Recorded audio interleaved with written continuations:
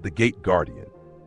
The Gate Guardian is a flaming, sword-wielding angel standing in front of a massive gate that no one can approach without bursting into metaphorical ash. Let's be real, this isn't Guardian.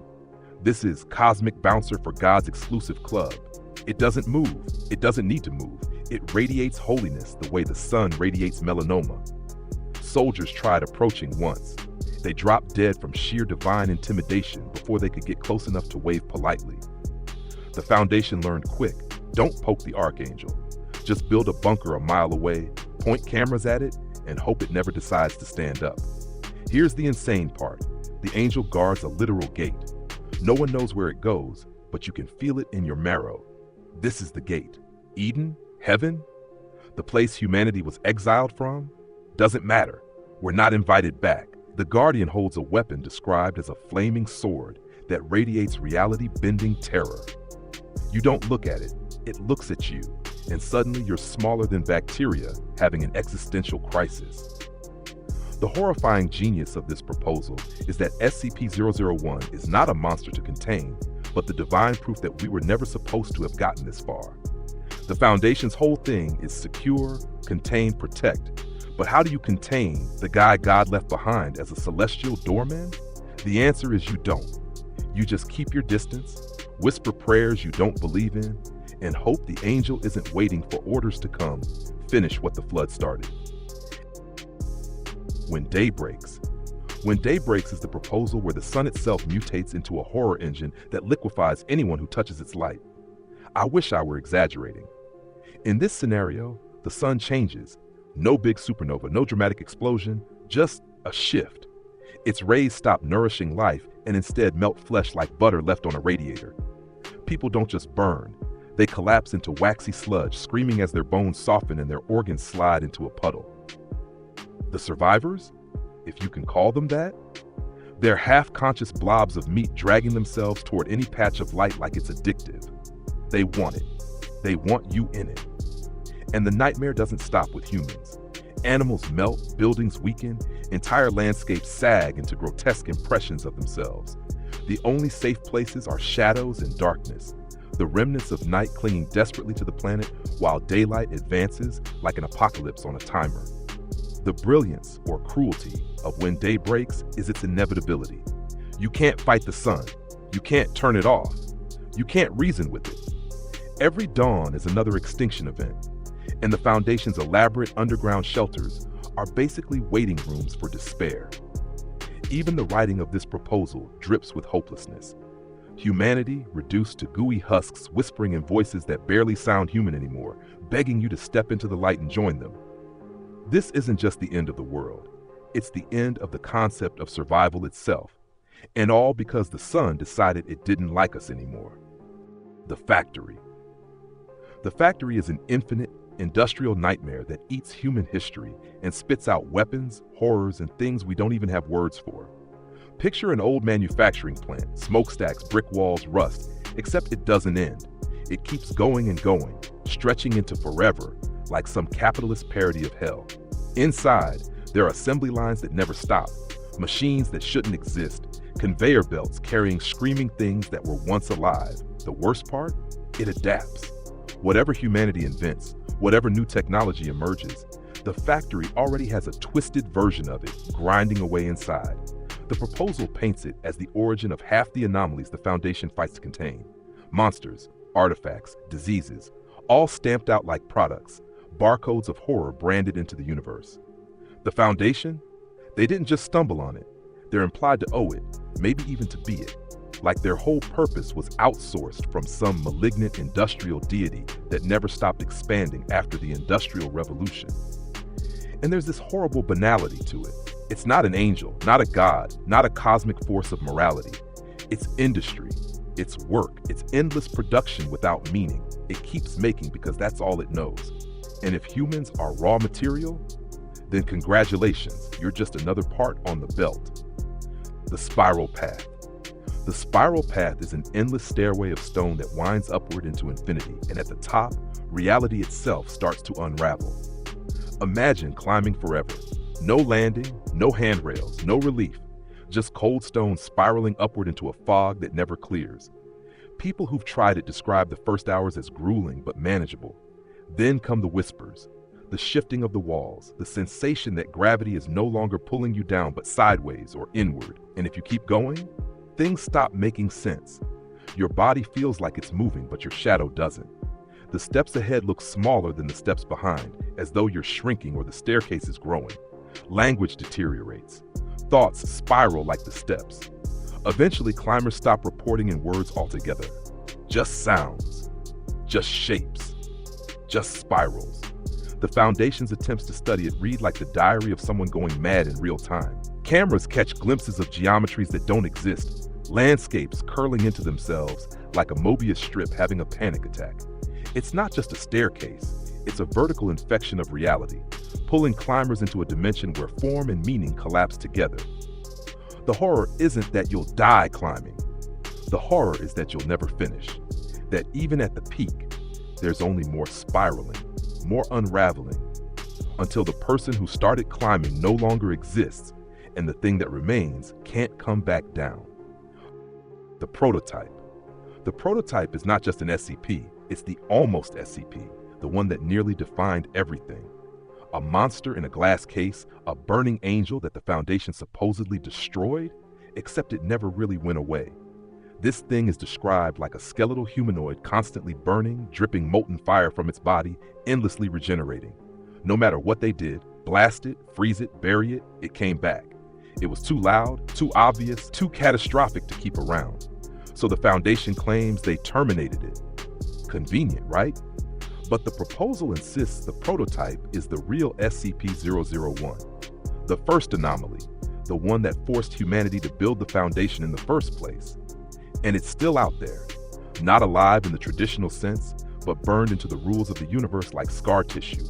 Everything that regenerates, everything that breaks the laws of entropy, every unkillable monster, a child of the prototype. What makes it terrifying is how unfinished it feels.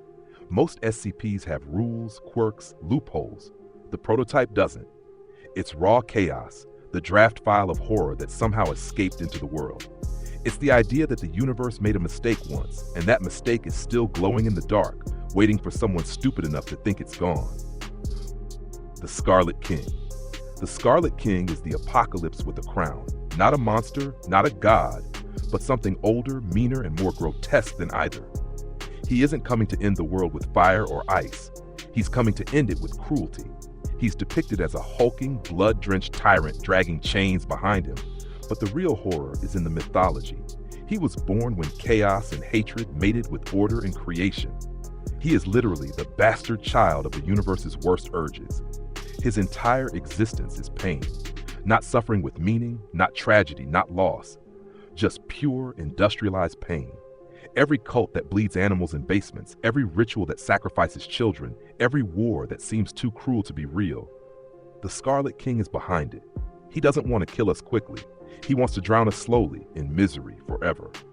And the Foundation knows that if he ever truly awakens, that's it. No containment, no protocols, just endless red. And yet the Scarlet King is also strangely relatable. Because don't we all know that person, that force, that inevitability that just thrives on suffering? He's the human condition's worst reflection, magnified to cosmic scale.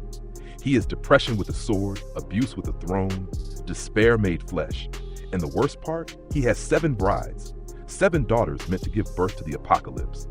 Some say the Foundation exists purely to keep him chained down, because if he gets free, the story doesn't end with fire or nuclear winter. It ends with us still alive, still screaming, begging for it to finally stop. When day breaks. When day breaks is the end of the world dressed up like a sunrise. Imagine this, the sun gets sick. Its light mutates, liquefies, melts everything it touches. Not fire, not radiation, just sunlight as flesh-eating acid. Humans don't die instantly under it, they melt.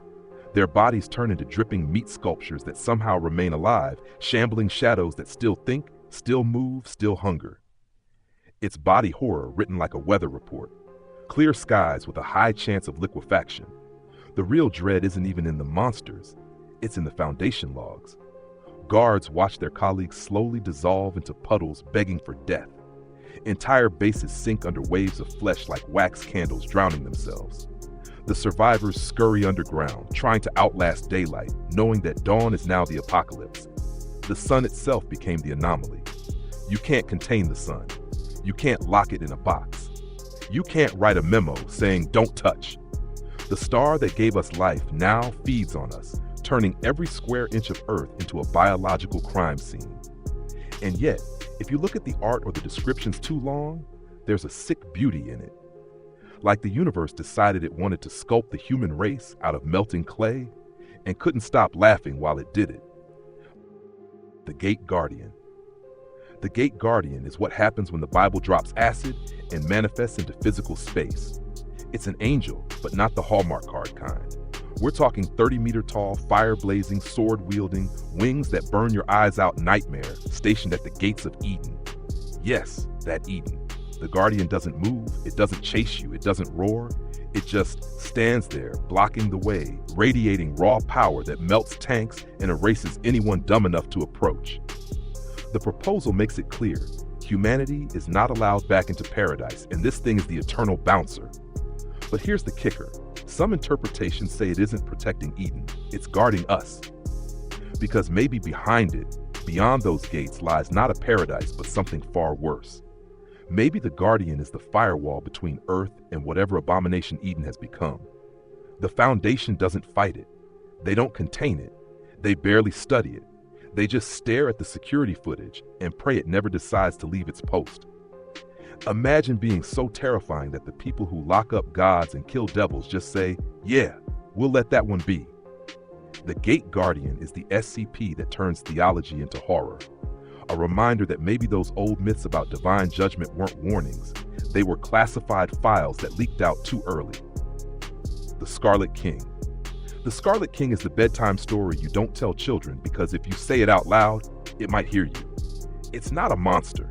It's not even really a god. It's a primal infection of narrative itself, a concept of hatred and entropy and endless violence.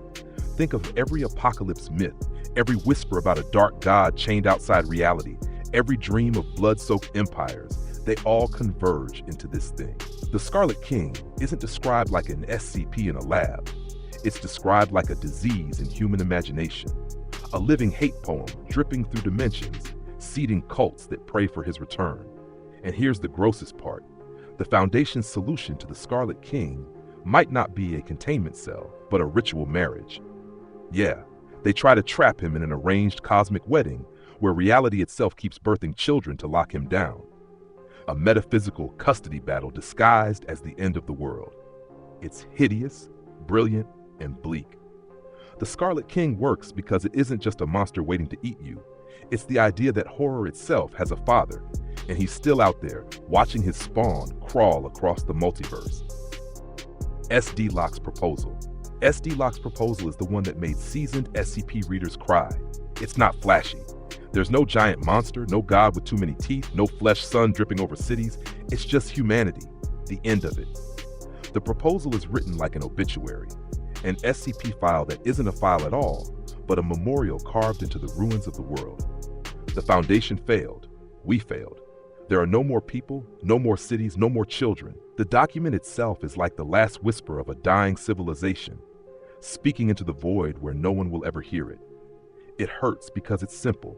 No cosmic battle, no epic twist, just the slow, final extinction of a species that thought it could contain gods and demons in steel boxes, and eventually learned it couldn't even contain itself. Locke didn't write a monster. They wrote grief. And in a canon filled with teeth and claws and screaming anomalies, grief turned out to be the most devastating SCP of them all.